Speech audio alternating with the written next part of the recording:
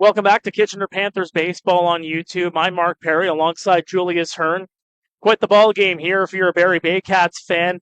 The long ball, the big story for the Baycats in this one. A final score 10-5, and many of those coming from the home runs. Of course, a grand slam being a key part of that from Hayden Jaco early on. Absolutely. Part of a 4-run third inning, obviously all coming on that grand slam, but then they even backed it up with another 4 runs in the 4th inning. 4 home runs seemed to be the magic number 4, right? Mm-hmm. 4 home runs on the day for the Baycats, and topping it off was Brandon Hernandez in the 8th, just that extra one to get to double digits for his first home run in the IBL this year. It seemed like home runs were not necessarily non-existent, but they weren't coming as often as they were last year for the Baycats over the last couple weeks. But now it seems like, especially after the 3 that were happening on Thursday night against Kitchener in Barrie, they've just been on a roll with the long ball lately.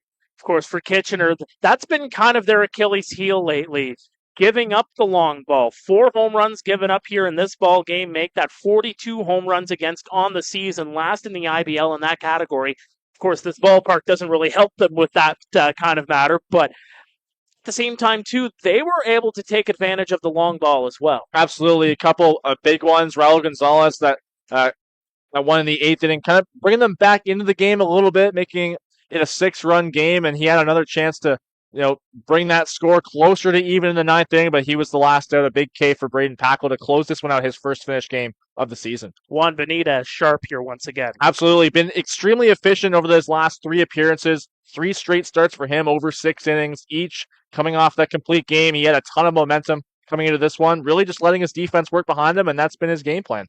You get a key victory if you're the Barrie Baycats yesterday against Welland, a big 6-5 victory over the Jackfish.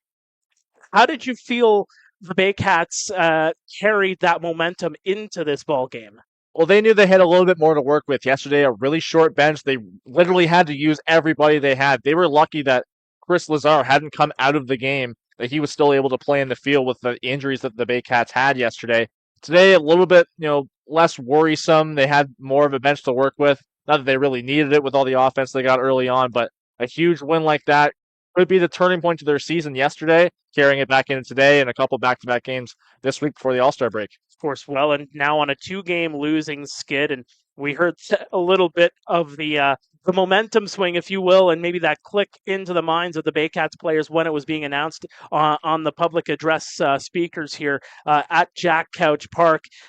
Now putting themselves even closer to catching the Jackfish for first place. Yeah, and they're within 3 games of the Jackfish now, and London didn't crawl any closer with their game being canceled today. So, again, huge momentum standings-wise for the Baycats heading into this week, but also if you want to look at it in the sense that they still have 4 games against the Jackfish towards the end of the season. So a lot of ground still could be made up directly between those 4 matchups. For the Kitchener Panthers, meantime, Jose Vasquez goes 3 2/3, strikes out 3, gives up 11 hits, 8 runs, 7 of them earned.